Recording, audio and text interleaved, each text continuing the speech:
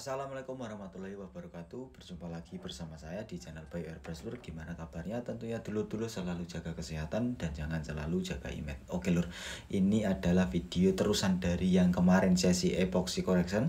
Di sini kita akan lanjut di base coat correction. Video ini akan berjalan mungkin di waktunya itu sangat panjang sekali. Maka dari itu teman-teman silahkan simak baik-baik ya. Jadi supaya penjelasan ini bisa cerna dengan baik. Dan untuk teman-teman yang mungkin baru bergabung, silahkan lihat video sebelumnya supaya penjelasannya itu nyambung. Oke Lur. Nah, ini adalah hasil epoxy dari AXT primer kemarin yang kita aplikasikan, dan di sini kita koreksi sebelum kita naik base coat seberapa layak sih epoxy kita akan naikkan ke base coat. Dan di sini kita nemuin sedikit jejak baretan dan ada beberapa lubang jarum yang kita harus cover lagi. Nah, supaya setelah pengoveran itu kita nggak melakukan epoxy lagi, apa hal yang harus kita lakukan? Oke, di bagian ini tadi kita sudah tandai, dan yang kita tandai itu kita lanjut untuk pengamplasan. Untuk amplas yang kita pakai itu ukuran 400 dengan mode dry sanding. Terus kita lap menggunakan degreaser. Lalu untuk langkah selanjutnya yaitu kita lakukan pendempulan ini menggunakan dempul kombi atau teman-teman yang biasa sebut itu dengan dempul pasta ya. Untuk dempul yang saya pakai ini dia memiliki karakter yang mirip sekali seperti epoxy, jadi partikelnya itu sangat lembut sekali. Jadi setelah sesi pendempulan nanti kita tidak harus melakukan epoxy lagi. Jadi dempul ini sangat berfungsi untuk menutup baretan, bukan untuk pembentukan ya teman-teman. Kalau untuk pembentukan itu teman-teman bisa pakai dempul yang 2K yang pakai obat gitu ya.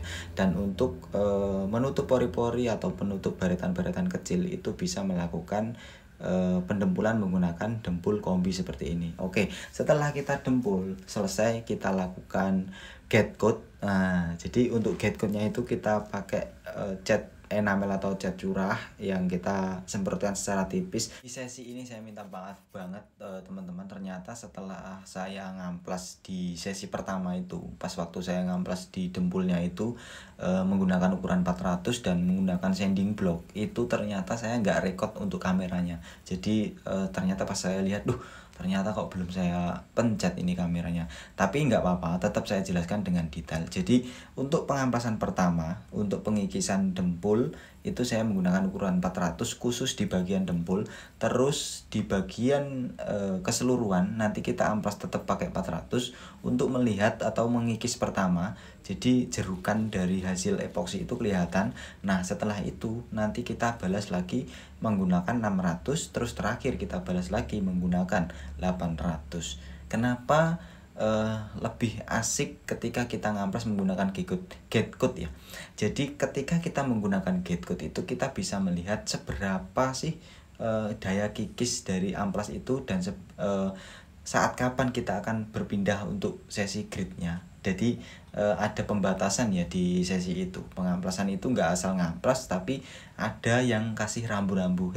Ini lapisan get coatnya sudah mau habis, silahkan pindah di tempat yang lain atau silahkan ganti gridnya gitu ya. Jadi untuk get coat itu berfungsi banget. Jadi untuk pengamplasan epoxy itu sangat membantu kita melihat tingkat kelurusan dari media atau kehalusan dari media gitu ya teman-temanku. Nah, untuk bicara tentang grid amplas yang kita pakai ini sebenarnya berhubungan dengan visco yang kita pakai ya, viskositas dari cat yang kita pakai.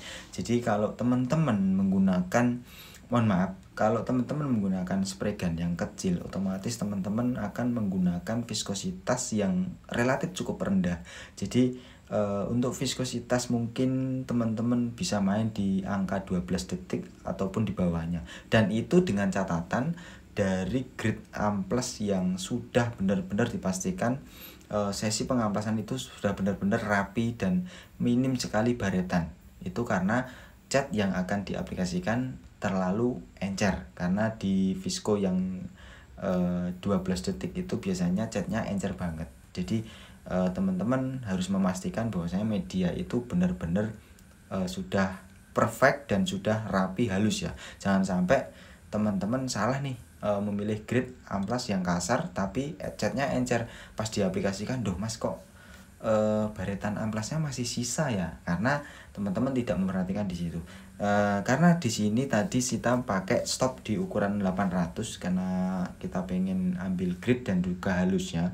Jadi viskositas itu kemungkinan besar tadi saya main di 13 atau 14 detik. Jadi lumayan agak sedikit kental supaya apa?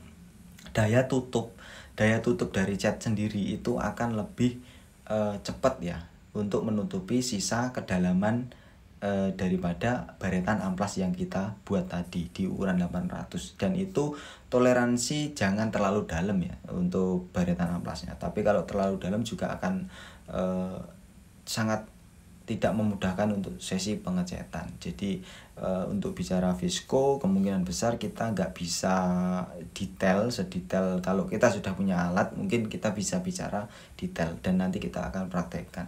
Tapi sementara kita akan bicara ya sekedar untuk pemahaman teman-teman. Jadi untuk visko itu biasanya kan di kaleng ada kelihatan ya tulisannya, kita main di visko 13-14 detik ataupun 12 detik, dan angka semakin naik semakin lambat turun dari alat itu, jadi semakin kental visko yang akan dihasilkan, jadi viskositasnya semakin tinggi. Tapi kalau angka semakin turun berarti viskositas semakin rendah, jadi cat itu kemungkinan besar encer gitu ya. Jadi untuk pengambilan grid amplas harus diperhatikan dari awal. Oke, untuk pengecetan di sini kita main cat dari AXT. Terus untuk warnanya sendiri itu namanya Grid Force ya. Jadi di sini kode LM9A. Terus untuk jenis warnanya itu atau jenis base coatnya itu dia polyuretan, dan di sini memiliki mixing rasio itu biasanya kalau PU itu maksimal 1:1 ataupun 1:80% thinner. Dan di sini teman-teman bisa lihat sendiri untuk warnanya sendiri itu dia mirip sekali warna nardo yang biasanya teman-teman sebut warna nardo grey. Warnanya itu agak keabu-abuan gitu ya, tapi dia agak sedikit cerah. Dan untuk teknik pengaplikasian cat yang jenisnya solid, saya kasih tahu lagi ini sedikit trik teman-teman. Jadi kalau untuk cat solid itu controlling di awal ya, jadi main tipis dulu di awal. Terus untuk di sesi berikutnya itu kita pengambilan kepadatan warna atau pengambilan warna idealnya, jadi agak sedikit basah atau agak sedikit tebal. Tapi kalau teman-teman itu mainnya dibalik seperti metalik, itu kalau metalik kan biasanya kita tembak satu layar jadi, terus keduanya kita controlling atau drop coat. Nah kalau solid itu nggak bisa seperti itu. Nah kalau solid kita misalnya mainnya tipis-tipis, takutnya gini, partikel yang paling ringan itu akan muncul di atas, nanti takutnya catnya itu jadi kasar gitu ya. Jadi untuk tekniknya itu controlling di awal, tipis-tipis di awal, lalu kita pengambilan penebalan untuk warna solid gitu ya. Tapi kalau untuk metalik itu beda. Jadi kalau metalik itu biasanya kita balik pengambilan awal tebel atau dijadikan dulu, terus kita jeda, lalu kita controlling untuk menyeragamkan partikel gitu ya. Itu teknik dari pengecetan. Jadi jangan asal tembak tipis-tipis ternyata ada partikel yang paling ringan nanti akan timbul di atas gitu. Jadi kalau untuk pengaplikasian base coat yang solid ya seperti itu tekniknya untuk teman-teman. Oke, karena ini jenisnya PU, teman-teman jangan sampai kejebak lagi ya seperti ya video yang pernah kita bahas. Jadi kalau ngecat pakai base coat PU itu usahakan gini, kalau kita main di suhu ruangan itu di 15-20 menit itu kita wajib naik ke clear coat gitu ya. Jadi jangan sampai didiamkan satu malam, apalagi didiamkan sampai 1 minggu terus baru di clear coat. Nanti akibatnya apa? Clear coatnya itu tidak bisa merekat dengan sempurna. Kalau misalnya gini, mas aku ngecat nih ya, habis ngecat ternyata hujan dan saya nggak bisa lanjut untuk clear coat. Nah itu solusinya gimana mas? Solusinya gini, semisal sudah didiamkan lewat dari satu kali 24 jam ataupun 1 minggu, itu solusinya teman-teman amplas lagi untuk bestcodenya, lalu diulang lagi untuk catnya, terus di 15 menit atau 20 menit kita langsung aplikasikan clear code. Jangan sampai langsung di clear ya, nanti takutnya nggak bisa merekat dengan sempurna karena tidak ada mechanical bonding di situ. Jadi harus diamplas dulu, di bestcode ulang, lalu di clear code gitu ya teman-teman. Jangan sampai kejebak, karena kemarin ada keluhan dari teman-teman yang melakukan hal seperti itu, ternyata clear code-nya jangka panjangnya dia bisa terkupas. Oke, di sini kita lanjut clear code, dan di sini kita pakai di 210-nya AXC. Terus untuk mixing ratio itu di 0,5 thinner, dia 2:1, 0,5 thinner, dan di sini kita pakai thinnernya sedikit aja di 10%. Kalau untuk ukuran gelas itu biasanya 0,5 itu di 15%, tapi kita di sini kita pakai di 10%. Dan untuk jenis thinnernya itu pakai extra slow dari Bilcode. Kenapa saya pilih extra slow? Karena gini, untuk membantu sesi flow time yang baik dan untuk menentukan cuaca yang mungkin tidak bisa stabil, karena di sini tadi itu habis hujan, terus sisa-sisa kelembapan itu masih ada, jadi saya pilih thinner extra slow. Untuk pemilihan extra slow kenapa? Karena di extra slow itu sangat minim sekali mengandung air, jadi untuk sesi kelembapan yang lumayan tinggi itu dia sangat membantu. Nah teman-teman kalau mau nge-clear misalnya posisinya panas, itu pilih extra slow. Oh mas, kok pilih extra slow? Ya, untuk membantu sesi flow time supaya thinner itu tidak menguap lebih cepat dan bisa membantu sesi flow-nya si clear code ini.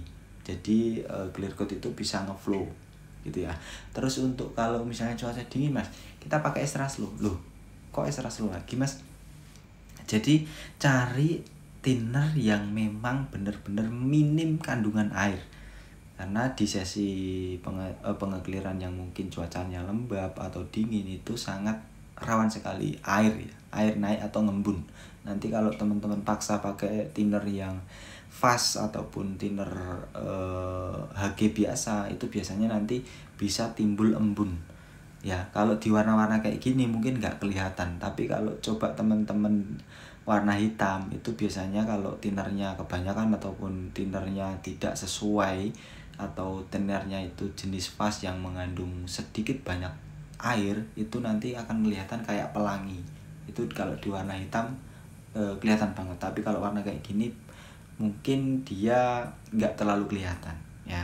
Itu pemakaian thinner seperti itu. Dan di sini untuk pengaplikasian saya itu pakai di 2 layar pertama, terus saya jeda sedikit, mungkin ada di 10 detikan untuk penguapan thinner, lalu saya lanjut untuk finish layer di lapisan ketiga. Jadi total itu 3 layar tanpa jeda, hitungannya saya sih tanpa jeda, karena kalau di jeda itu mungkin hitungannya bisa sampai 15 menit 20 menit itu kan teman-teman, seperti itu.